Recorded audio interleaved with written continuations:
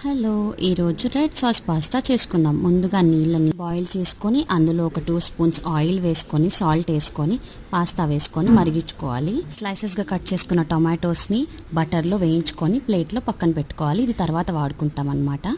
తర్వాత ఒక బాండీలో బటర్ తీసుకొని దానిలో పొడుగ్గా సన్నగా కట్ చేసుకున్న క్యాప్సికమ్, పచ్చిమిర్చి, ఉల్లిపాయలు వేసుకొని పిజ్జా పాస్తా సాస్ అని ఉంటుంది, లేదా పాస్తా సాస్ ఉన్న అదైనా వేసుకొని బాగా కలుపుకోవాలి.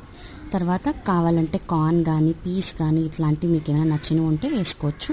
కాసేపు మూత పెట్టి తీసాక ఆరిగానో చిల్లీ ఫ్లేక్స్ వేసుకొని కలుపుకోండి. ఈలోపు మన పాస్తా రెడీ అయిపోతాయి. ఆ పాస్తా తీసుకొని దీనిలో కలుపుకోండి. పాస్తా ఇంకా జ్యూసీగా రావాలి అంటే ఆ వాటర్ కలుపుకోవచ్చు.